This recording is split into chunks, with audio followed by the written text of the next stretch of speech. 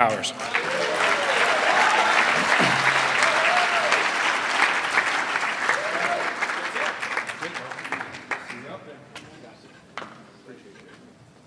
Thank you.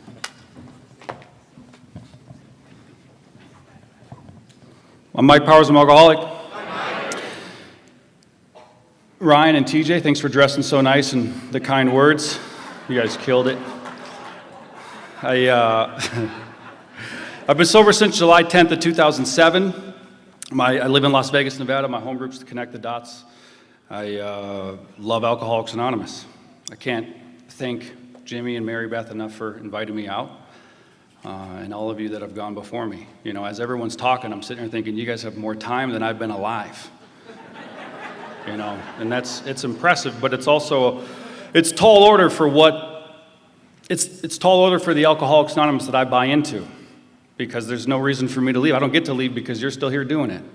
And you've been doing it since before. I was with my sponsor recently, and he'd given an AA talk, and I was thinking as we got back in the car, and I'm helping him up into the truck, and I'm thinking, this guy's been doing AA actively 20 years before I was born, you know? And because of that, I don't get to leave. Because of that, I know I have a responsibility to continue to carry the message of Alcoholics Anonymous, and more importantly, continue to dive deep inside myself and find the things that are blocking me off from ultimately from you, ultimately from God, as everybody that has spoke has talked about, you know. And I think that's the gift of Alcoholics Anonymous, right? It's what this entire thing is about. Although I thought when I first got here it was just about not drinking. Like I said, I got sober July 10th of 2007. If you would have came to me on July 9th of 2007 and said, do you want to go to AA tomorrow or go to sleep tonight and never wake up? I'd have said, let's go to bed. You know, I honestly thought that I'd been to AA, and I'd been to AA. You know, I'd heard Clancy talk. I'd seen all the things. I thought I knew what Alcoholics Anonymous had to offer. I just didn't think it had anything to offer a guy like me. And if you would have given me that deal on that day, I'd have sold my life short, because I didn't want to try to go and hang out with you folks. I'm not interested in the dance. I don't want to, you know, do the thing, and that deal wasn't there. And I was called back into Alcoholics Anonymous, or great, you know, lucky enough to be able to land back in places like this with people like you, to ultimately continue to experience a life beyond my wildest dreams. Because my life is amazing today, and as I hear all of you share, who are much further along down the path than I am, I just know that it's going to continue to get good, and then better, and then better. And when I think life gets tough, I just know God's weaving a miracle, and I'll try to weave a little bit of mine right now so y'all kind of understand what God's done with my life. You know, similar to, I started drinking when I was young, and from the first time I ever drank, I loved alcohol. I felt the effect produced by alcohol, and I wanted to drink as often as I possibly could. And I often always say, you know, at whatever expense possible, and I didn't know that was going to be the case. I thought I was just a kid who really, really liked to party, and I started drinking probably heading into middle school, and I managed to make it through middle school as an honor roll student, and I was heading into my freshman year of high school, and I'd been in trouble since as far back as I can remember, you know, in Superman underwear. I was probably on probation, and I've been on probation ever since, and they've been trying to monitor me and make sure I was going to be okay and stay out of trouble, and I was not okay, and I did not stay out of trouble, and I just, you know, and even as a young kid, I just knew I wanted your attention. It was easier to get negative attention than positive attention, so I just kind of angled in for that, and I knew I could always get a laugh, and I could always get a laugh at your expense, so I just, you know, I leaned into that. And I was a kid who was really good at sports, and I loved to play hockey, and I loved to play football, and I was good at both of those, and I was really good at track, so I ran track just to try to get good at the other two sports, and it was my life. And if you would have came to me when I was a young kid, you said, what do you want to be when you grow up? And I said, I want to play pro hockey, of course, like, from Minnesota, like this is what we do. I'm from North Dakota. It's, you know, it's even more what we do. And but I started drinking, and I didn't know that I had alcoholism. And I you know, from a very young age, my mother's sober in Alcoholics Anonymous, and she said to me, you should probably never drink alcohol. And I don't know if I had some, you know, a nervous disposition or whatever, but ominous warning I failed to heed. And I'm the kind of kid, as soon as I hear I shouldn't do something, I became extremely interested in whatever that thing is, and I'm going to seek that out. And what's this alcohol that you talk of? And I did that, right? And I got drunk, and I managed to make it through middle school. And I don't want to spend a lot of time here in the beginning of this thing, but heading into my freshman year of high school, as soon as I found out you could cut class, I never went back to class. I still haven't been back to class, right? My GPA my freshman year of high school was 0.00. I dropped out of school. I was gone. And with that came, I was a kid who was playing football. I'm on the varsity football team, and I think I should be able to, start without having to come to practice, but they're telling me I need to come to practice, and I'm thinking we're talking about practice. I feel like Allen Iverson, and we're not talking about practice. Like, you start me, I'm that good. And somewhere along the lines inside of there, I busted my hand fighting. I was in a fist fight, which wasn't uncommon for me. And I remember I couldn't try out for the varsity hockey team, so I was going to have to play JV, but I wasn't going to play JV, so I'm going to skate Bantam A. And I'm the captain of the team. I skate one practice, and I handed in my jersey. So I'm too good to skate with these guys. I'll just take the year off. Never played hockey again in my life. And in the moment, and the crazy thing about alcoholism is that in the moment, it looked like it was my choice. In the moment, when I'm sliding my things across the bar, it looked like it was my idea. As Sharon put so beautifully yesterday, I didn't know that alcohol was demanding everything from my life. I didn't know that it was cutting everything I loved and cared about out of my life in order for me to just be able to make room for me to be able to drink. And by 15 years old, my family had a birthday party for me. My parents are, my parents are there. My father left when I was 11, but and I'll get into that. But my grandparents are there, my brothers are there, my mom's there. They got, the balloons out, the cake, the whole thing, and I roll in around 3 o'clock in the morning. And my mom's got the kitchen light on, she's sitting at the table, and it was a look that I'd become all too familiar with, of just absolute, like, what's wrong with you? Just despair. Like, what we had a birthday party, we got, your whole family was here. And I looked at my mom and I just said, stop having birthday parties for me. And then you won't be upset when I don't show up, Like, stop putting offense. All I want to do is drink and have fun with my friends. I'm not out here burning the world to the ground. I'm not trying to rip anybody's lives apart. I'm not trying to rip your life apart, but trying to stop putting these, demanding expectations of me. I just want to be I want to be a regular kid having fun the way I want to have fun. And soon landed me in a treatment center, which introduced me to at least this idea that I'm an alcoholic or a drug addict or a rageaholic, which was everything that they told me that I was. And I knew that they were wrong, because if you drink the way I drink and you feel the way I feel when you drink with me. You know what booze does. I love booze. I love the way alcohol makes me feel. It says it in the doctor's opinion, right? Men and women drink essentially because they like the effect produced by alcohol. I don't even need to drink. I just need to know that we're going to drink. I just need to know that at the dance there's going to be booze. I love the dance, whatever it is. That's the effect it had on me. And I don't care if that's 2 days away, 3 days away, at the end of the week, next month. I feel an ease and comfort already knowing that I'm going to get my fix soon, right? And I want to do that all the time. And I didn't think anything wrong with it. And then I got separated from alcohol, and it was the first time in my life I'd ever stopped drinking after starting, against my own will, and I felt like a fish out of water, uncomfortable in my own skin. And I started drinking immediately, right when I got out of there. And I landed in another treatment center, and I go there, and I get introduced to AA. I got a sponsor by name, and I'm doing the thing, and AA seems cool, it's really good, and I move back home, and I'm back home for maybe 2 weeks, and I'm drinking again, because I get it. It seems like a good idea. You guys all seem very happy, but I'm a kid, and I'm not like you. I'm cool, and I got my whole future ahead of me. I'm like hip slicking. I'm a young kid. Like, what are we talking about? I'm not going to meetings. I'm not going to hang out in church basements. I'm not doing any of that.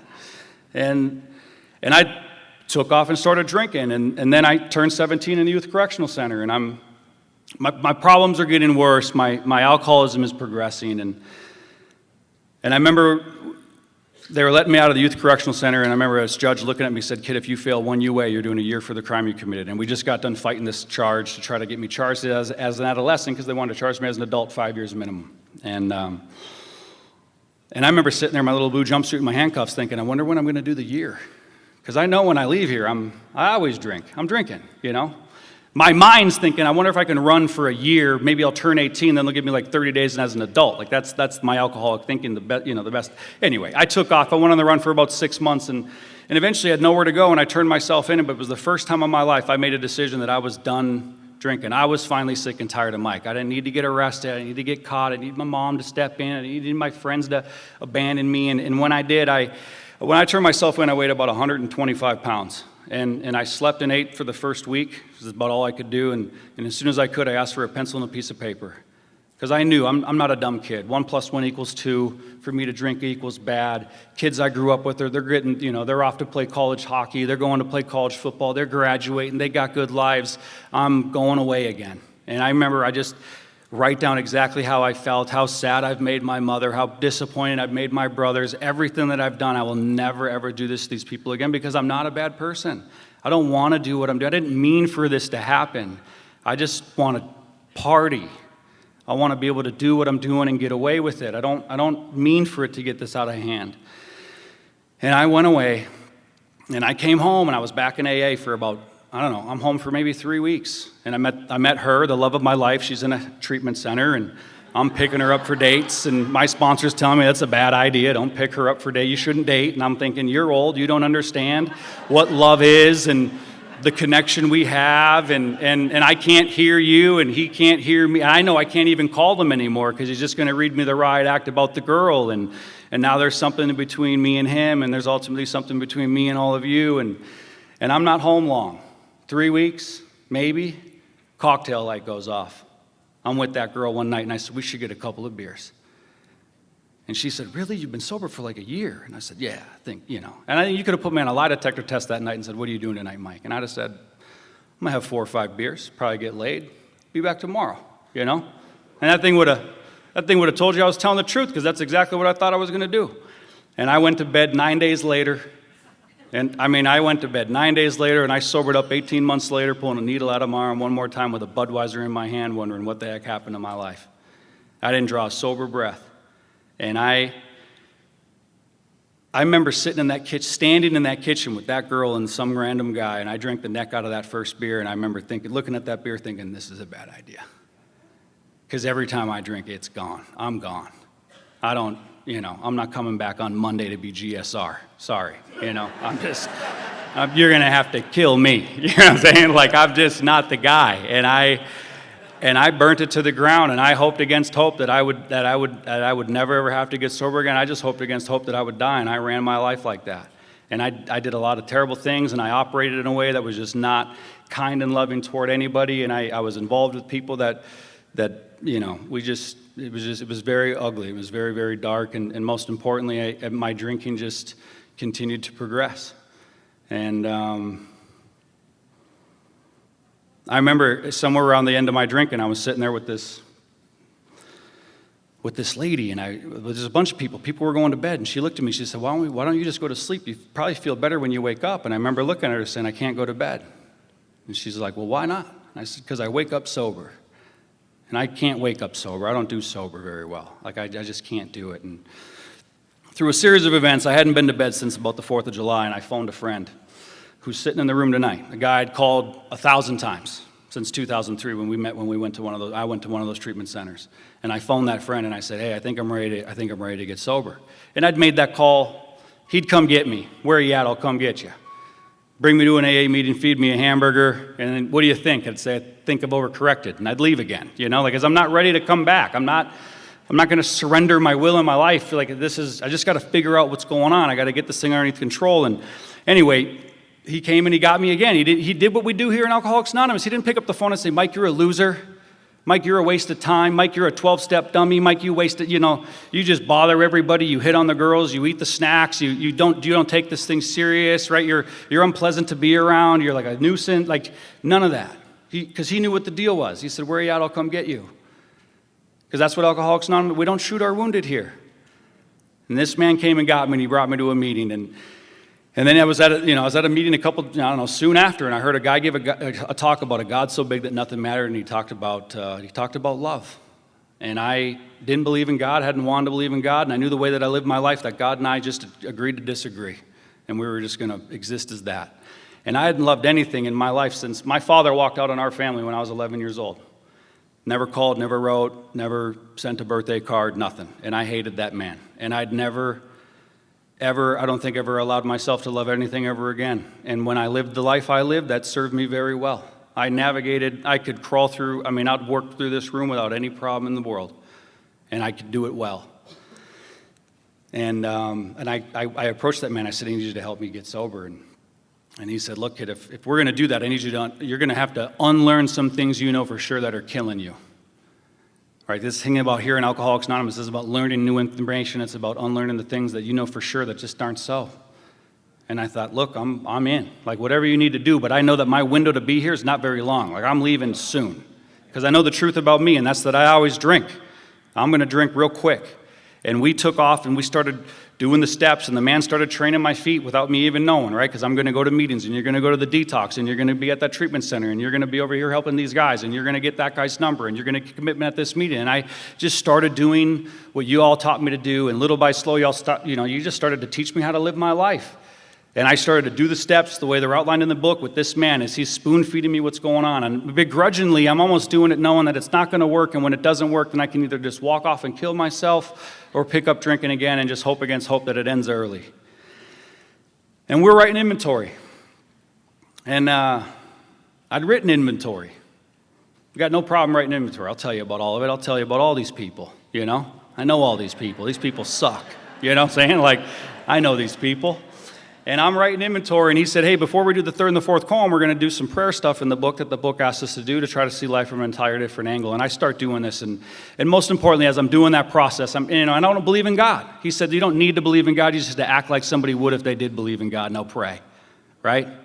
Pray and ask whatever it is just to try to help you show these people the same tolerance, pity, and patience that you would cheerfully grant a sick friend, right? The sick man's prayer in the big book and the 4-step inventory. And I start doing that, and somewhere in there, that hate I have toward my father starts to get replaced with compassion and love. Most importantly, because we say the Lord's Prayer at the end of every meeting at most meetings in Alcoholics Anonymous, and in that prayer it says, God, forgive us our trespasses. By the way, y'all say the Lord's Prayer too. You can speed it up. We got to slow it down a little bit so that the cadence is off. It feels off. Anyway, it's my Larcene moment. But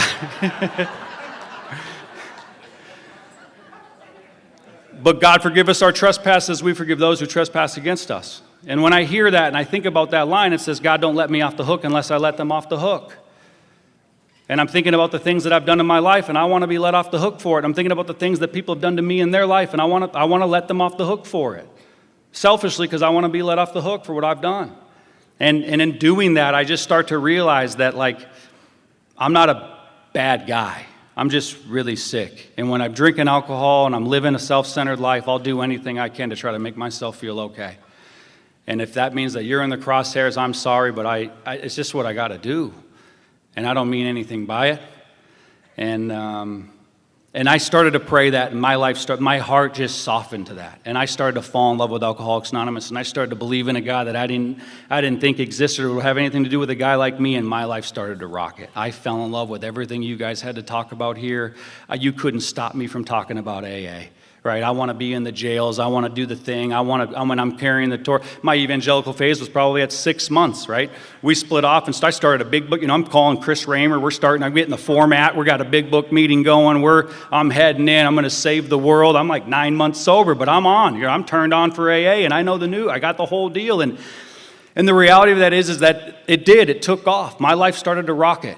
And I was told when I was new, like, hey kid, you got a big God, so dream big.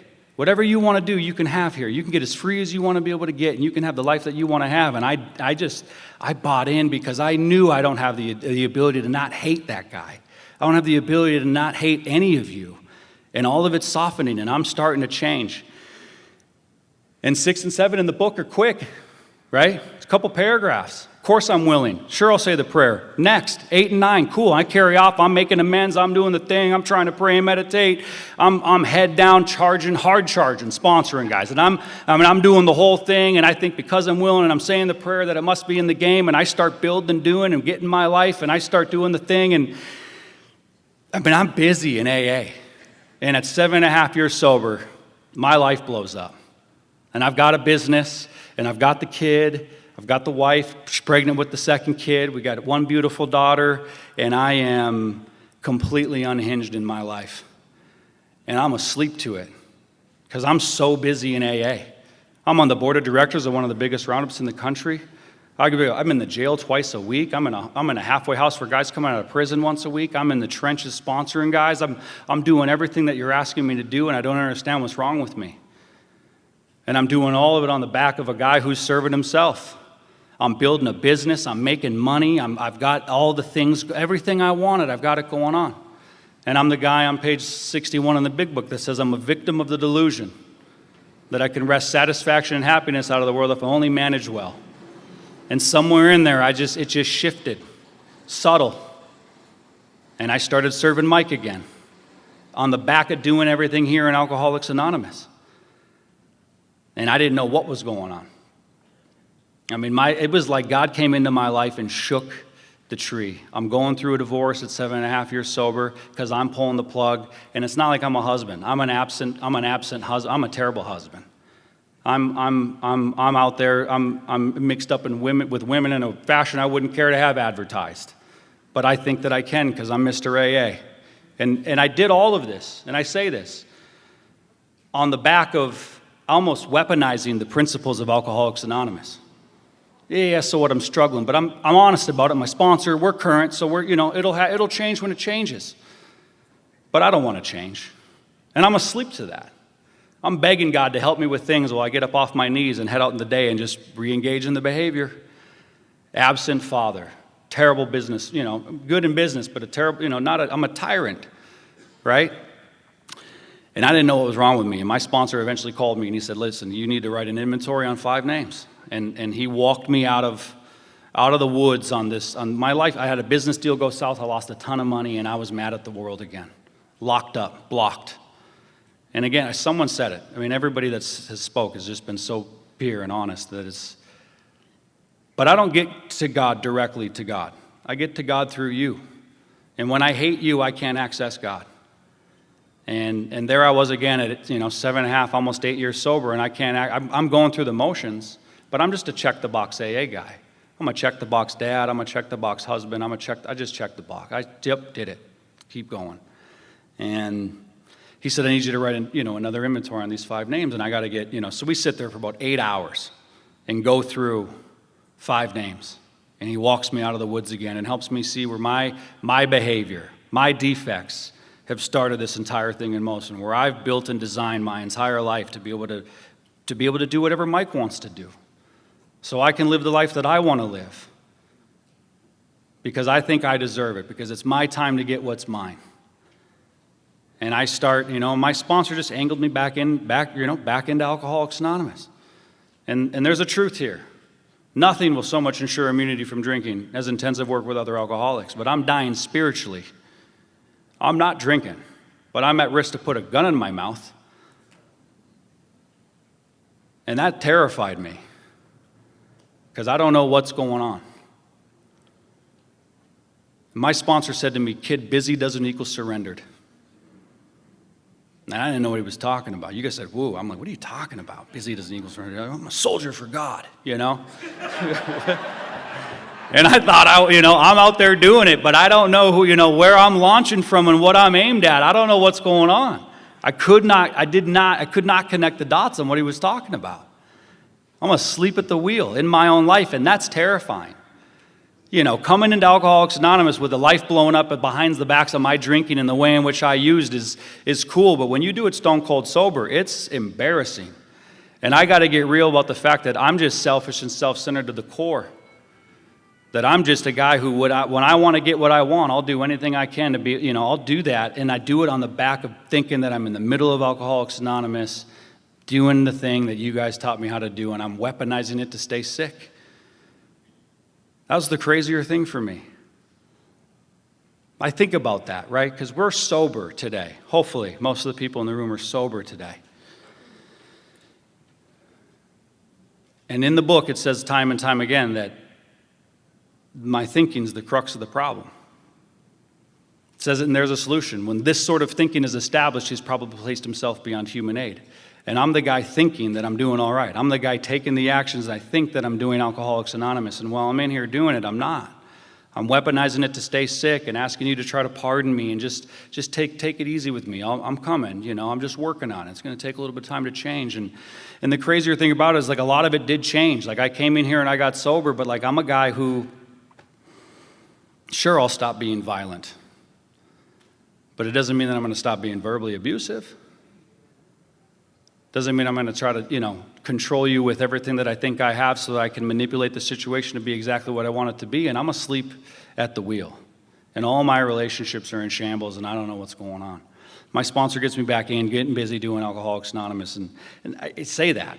I've never stopped doing AA. It's probably the one reason why I'm still here. I think it's the one certainty that everybody that's been up here that's 32 or 40 plus years sober, is that they've stayed in the middle doing Alcoholics Anonymous. When life happens, whether it's a self-imposed crisis that they could not postpone or evade, or when life was just lifing, they've stayed in the middle and they've done Alcoholics Anonymous. And mine is a self-imposed crisis. I could not postpone or evade. I'm doing what I want to do, the way I want to do it, when I want to do it. And at 11 years sober, I had another relationship ending, and I'm not good in relationships. I can get in them. That's about it. I can get in them. And I pride myself on that. I can get it in them.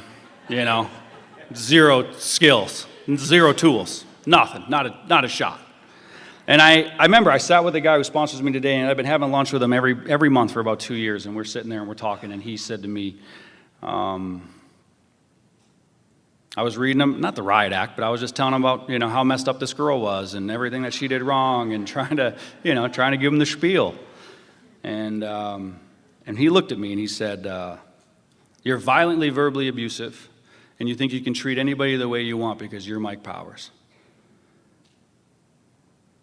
And he said, people in Alcoholics Anonymous are giving you a pass because your resume looks good, and I'm telling you that you're getting a pass in AA that you don't want. And I started crying because I knew this guy was reading my mail. And I said, why are they doing that? Why is no one checking me up on this stuff? And he said, but that's because you've designed it that way. You've surrounded yourself with people who won't check you up. They're cool with the fact that you're doing all those panels. They're cool with the fact that you sponsor all those guys. They're cool with the fact that you are successful in business and you've done all the thing, and they just give you a pass on the fact that you're not a good guy, that you think you can treat women however you want. You're a misogynistic womanizer. You think you can talk to people however you want because they aren't as good as you in your mind. And I didn't know that that's where I was at. I was just like, what are you talking? He just took a mirror and he held it up and he put it right in front of my face. And I said, I need you to help me because I don't know what I'm doing. And no one's ever told me this. And like Tommy said, and everybody that's been up here has said, but to be around men who will tell you the truth, that'll call you on your stuff. I don't want the pass. I came here to get free. And I realized in order for me to be able to stay free here in Alcoholics Anonymous, it's not about me not drinking. My alcoholism will take me out of here whether I'm drunk or not. And it's constantly working to separate me from you, which is ultimately separating me from God, to get me isolated and alone in a place where my head can work on me and I can believe the old lie again. And that's that I'm no good. It's that I don't belong in there. I'm not worthy like those people are worthy. And I know a little bit of time in that world, and the drink's going to start to look like a good idea because I love to drink. And that's a scary place for a guy like me to be. I asked this man, I said, well, I need you to tell me what to do. And he said, that's BS. You know exactly what to do. And I was like, what are you talking about? Like, I want the answer, spoon feed me. And he said, if I showed up at your house or one of your sponsees came over and laid out all the problems that you're struggling with, you'd be able to walk them out of there in 30 seconds. You know exactly what to do. The problem is you don't want to do it. Step 6, ultimately, right? If I'm not willing, pray for the willingness to come. I need to pray for the willingness to be willing because I don't want to change. I want to do what I want to do when I want to do it, and I don't want to suffer any consequences for it. That's all I want to have stop. Just stop being upset with the way I'm behaving. If I could manage that, I'm cool. I don't mind. I like, different woman every week. Whatever it is, I like doing what I like to do, how I want to do it, and I want to be able to have that experience or whatever it is. I'm sober and I do all this stuff, and I'm literally killing myself. And he said to me, what's more important than really good answers is really good questions. Because from really good questions come really good answers, and I want you to start asking yourself when you get up in the morning and you're doing your morning routine, I want you to start asking yourself a really good question. And I said, what's the really good question? And he said, what kind of man do you want to be? And don't start filling it in. Just what kind of man do you want to be, and sit with it. And let it come to you. Feel what kind of man that is that you want to be. What kind of woman is that you want to be. You've got a business, you've got kids, you've got a your kid's mother. You've got your friends, and I'm sitting there because I'm like, look, I'm not really good in relationships. And he said, I hate to break it to you, kid, but all of life is relationships. Not just romantic. He said, you're not good with anybody. And I was like, well, this is not, this is tough. Because I do, I think I'm a swell guy. I do everything behind a kind motive. Aren't I sweet? Aren't I charming? But I'm really just a selfish, self-centered guy driven by fear, and I just want to get what I can get from you, and I want to keep it pushing. And when the rub gets tough and it gets uncomfortable, then I got to go somewhere else.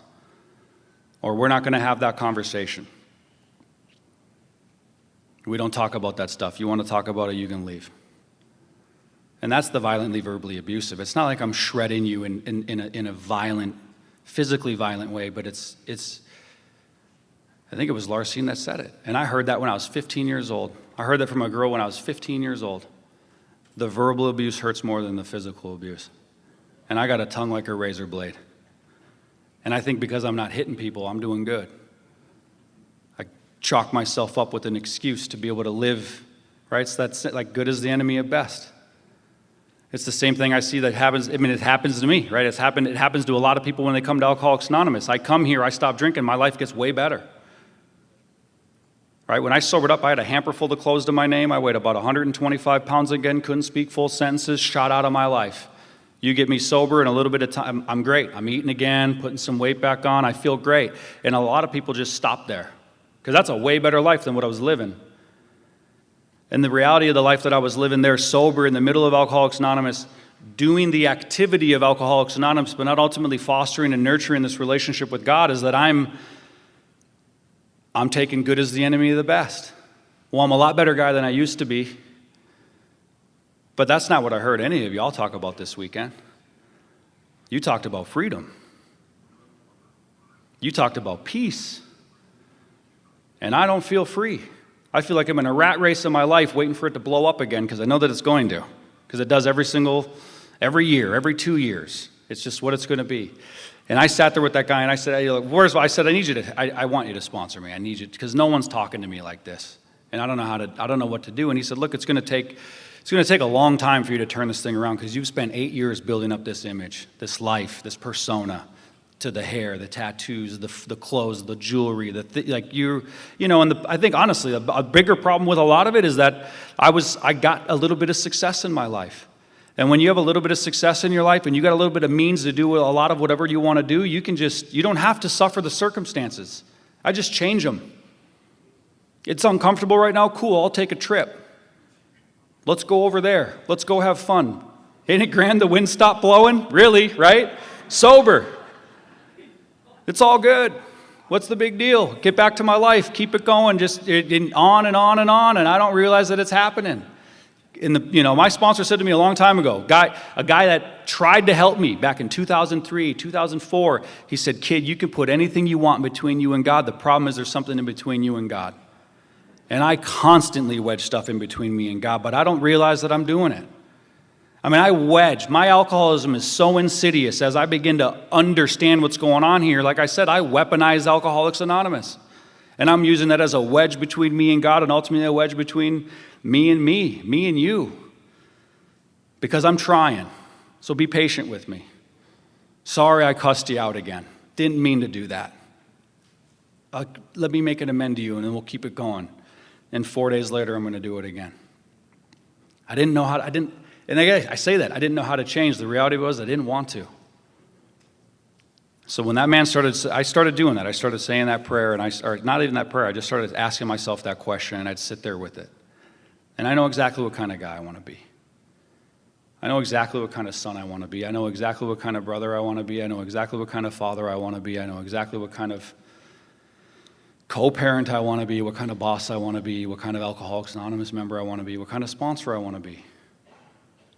And I start aiming my life toward being that guy.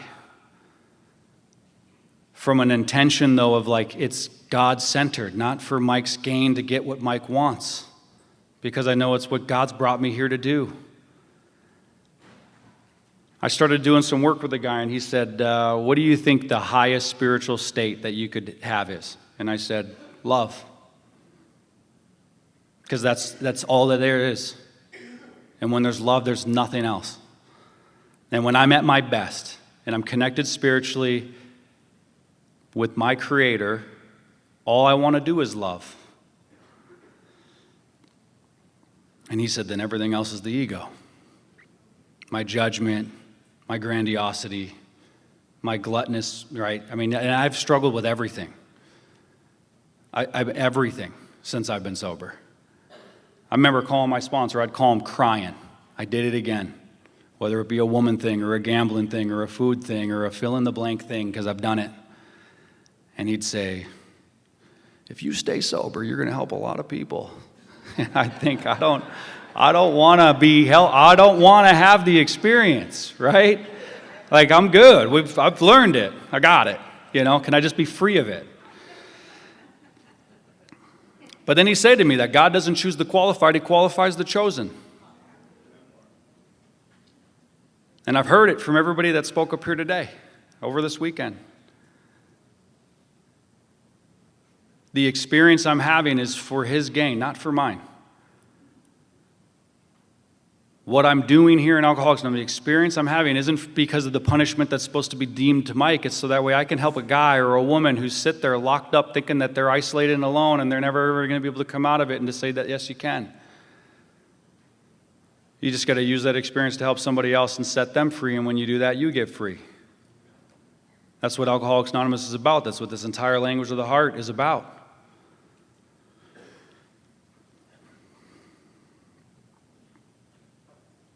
So I started in on this journey, and a lot of that stemmed from, right, my father left when I was 11 years old.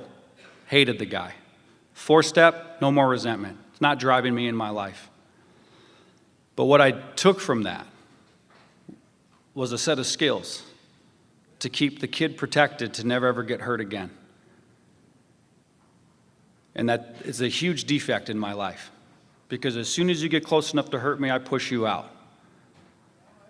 And I sit there and I live my life, and I'm 12 years sober, 13 years sober, and I'm sitting on a therapist's couch, and he's like, how's that working out for you? And I said, I feel kind of lonely, because it's like, and I think about that, it's like I've got friends all over the world, but none at home. And when I say that, I mean like none at home. Like I'm at home and I'm not connected to anybody. I don't know how to let you in, because I'm terrified that you're going to leave. I don't know how to be vulnerable.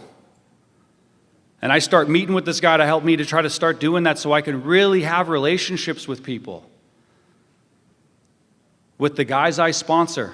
So that way they call, I don't just, hey, read it, no, do this, this, and this, and then keep it pushing. All right, sounds good. Next. It's like, no, but like really get down there and be empathetic with you. I was thinking about that, because people always poo-poo Al-Anon, and they don't poo-poo you. But, people are, the Al-Anon talk, or whatever the case might be, but it's like, it's vulnerable. It's real. It's from the heart, which is what all of us do. And as an alcoholic, I got to sit there and hear how my crazy makes someone else absolutely crazy. And I'm grateful that first of all, you did a phenomenal job, but the fact that we can get well together, just as good as we can get sick together. We can do way better.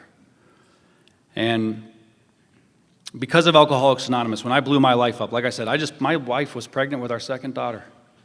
She came home one day from work, walked in the house. I said, I want a divorce. She just got done working a double. Can we talk about it? Wouldn't even look at her. No. This is not up for discussion. I decided. Busy in AA. I'm hiding out in AA. Easier to do that than it is to go home and be a husband. I don't know how to be a husband. And then I got to show up and try to be a father, because you guys aren't just going to let me walk like my dad did, although it would have been easier. And I'd call my sponsor. I'd say, I don't want to go in here. I don't want to do this. I don't want to, and he'd say, that's great, but go in there and be a dad, because it ain't about you. Because none of this is about me. And I can sit and continue to stay in the game with people like you, good folks like you, pushing me toward the spiritual principles to be the best man that I can possibly be in spite of myself. And I can show up and learn to become a present father. And like even in the last 4 years, the relationship with my kids and their mother, the frequency that I see them, that we're together, that we talk hasn't changed at all. But my way of being with them as a result of Sitting with myself in the morning and asking myself what kind of man I want to be is absolutely different. When I'm with the kids, I'm with the kids. The phone's up. They're the most important thing in the room. I'm connected with them. I don't do that very well because it requires less of me, really. And I'm able to do that and do that with my girls. I'm able to do that with their mom. I had them out. I got a house in LA, and we were out there for spring break last year, and we're out there for 10 days, and we're running around. And it was the longest time I'd spent with my wife because we've kind of cultivated a little bit of a family. It's still our family. We're not together, but it's the best family we've got, right? It's the only family we've got. And y'all have taught me that I could still have that, I could still do that, I could still show up and be a father, I could still show up and be a co-parent, I could still show up and love those 3 girls with all of my heart. And I'm doing that. And even then, I think my ex-wife, she's like waiting. When's he going to blow a gasket? When are we going to see the same guy I always see? When's he going to lose it on one of the kids? And I didn't. I'm there, I'm present, I'm loving, and I'm attentive. My ex-wife leaves with the girls, and they land back where they're at. And I remember she calls me. She said, "Hey, we're home safe. And I want to thank you for a wonderful week or 10 days, whatever it was." And she said, it'd be so much easier just to hate you. But I got to tell you that you're a really good guy. And I'm grateful that you're the father of our kids. And this is one of the norms. She's a normie. But I ripped her heart. I blew up the whole dream. And I'd have missed it if it was up to me. I'd have done the exact same thing my father did. I would have walked out, not come back. Y'all are better off without me. And that might have been true if I didn't have Alcoholics Anonymous, but y'all have taught me how to live. Y'all have taught me how to show up, how to carry the cross, how to be a man, most importantly, a vulnerable man, and to be present with my kids, be present with their mother, and be able to rebuild those relationships. I had a sponsee call me on Tuesday. And I don't know why, it's out of nowhere, but he said, "Hey, I called this kid out of the blue. I'd sponsored him for a while. He'd relapsed. We drifted apart. And a couple years ago, I saw a kid that used to live with him. I was in LA, and I'll give him a call." And I called this kid, and he said, I said, "How you doing?" He said, "Not good, man. I tried to overdose and kill myself on fentanyl last night." And I was like, "Okay." And then he started to cry. And he said, "I just can't believe it didn't work. And I know that pain." And I said, "Well, if you want, I can, I'll help you." And this same kid, he called me because I'd sponsored him some years ago. And he called me yesterday. He's over 2 years sober. And he said, "I can't thank you enough for how tentative you are as a sponsor. Like you care about my life. You're asking how my daughter is. You're asking how things are going in my life. And that's the kind of man that I want to be. Because for a long time, I'm the guy that answers the call. Sure, give me the problem. There's the salute. Okay, keep it pushing. All right, go in there and help somebody else. But I want to be involved in your life. I want to be present in your life. And I have the ability to be able to do that. And I have men around me like Tommy sent me something a couple weeks ago about a checkup from the neck up. And I fill this thing out. And then hey, can I give you some advice on some things you could probably do? And it's just like, but that's the guy that I am. The thing about it is like Alcoholics Anonymous to me isn't about just being sober. It's about how free do I want to be. And the thing I'm trying to find freedom from is the barriers in myself where I'm resistance against love. Carl Jung said that the journey of them all is the longest journey of them all is the journey inward.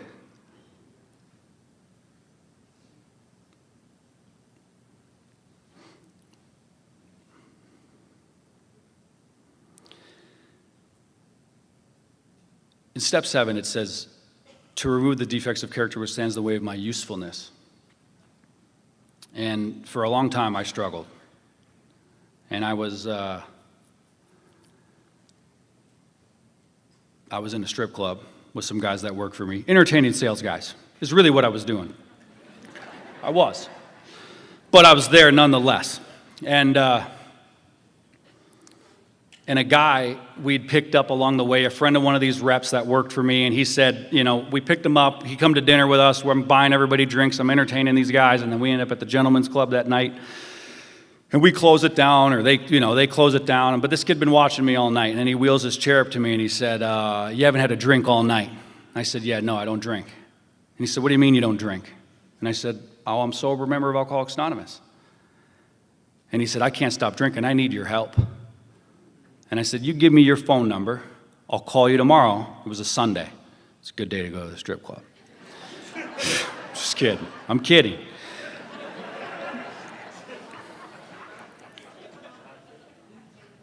I said, I go to a detox meeting on Monday nights. I'll pick you up. I'll bring you with me, and I'll show you what we do. And that guy's, I called him the next day. He was willing to come. We did the thing. He's sober 14 years today. Got his family back, did the whole thing. But in that process, I realized, because I have a defect, I'm a misogynistic womanizer, but God will still use me, even still being that. Carl Jung had another quote that he said, some of the most fundamental problems, some of the most complex problems are fundamentally insoluble. They cannot be solved, but only outgrown. Some of these things I believe God won't necessarily remove from me. I have to outgrow them. Lust is never going to leave. My gluttonous behavior, my desire to compulsively overeat occasionally is not going to, I have to take that to God and want to be better. Because at the end of the day, God's not going to do for me what I can do for myself. I can say the prayer, but I still got to take the action. What I've gotten here and what I hear that everybody else has talked about is I get a little bit more of a pause. I get a little bit more of a space between Mike and my knee-jerk reaction to do the thing. And in that space, I can turn my attention to God and to somebody else that I can help. The reality of my life is this, and I guess it's another Carl Jung quote maybe, but he said that man, maybe it's him, I don't know who it is, but he said that man will do anything, no matter how absurd, to avoid facing his own soul. And my entire life is that. When things get uncomfortable, I want to distract myself, and I like to distract myself with the things that I like, my character defects, the things that bring me immediate joy, because I don't want to sit in the pain. I don't want to sit there and get uncomfortable, although I know on the other side of the discomfort's the freedom. The thing that I'm matched up against, the thing that I'm staring down the barrel of is the thing that's ultimately going to be able to set me free. And I guess I can't say that as today, because today it is. I'm a guy who looks for the area where I'm leaking or I'm struggling, and I want to sit and understand why it is that I'm doing that so I can heal it and get better, so I can be more useful. Because at the end of the day, I don't think that God got Mike Powers sober so I could run off and live some wonderful life. I've got a wonderful life as a result of doing everything that I do in Alcoholics Anonymous. But I get to be here and find those areas to continue to try to unlock myself from the areas where I'm resistance against love so I can be more of a light. That's right, it says it in the third step prayer. Take away my difficulties, that victory over them will bear witness to those I would help. Not so I can be comfortable. My comfortability is a byproduct. The fact that I have a peace of mind and a skin that fits is a byproduct of everything that we get to do here in AA. I'm just constantly trying to mess it up because I think I can make it better, or God's slow, so I gotta get my hands on it. He's old, so I gotta get in there and speed it up, But the reality, it's God's time. I had lunch with a friend he was like a right-hand man to Howard last Sunday. And he just was telling Howard stories, and he was talking about the golden thread. And he was talking about how your life is in divine order, unfolding into goodness. And I hear the stories and what everybody here has said. And even where some of y'all are at, our lives are still in divine order, unfolding into goodness.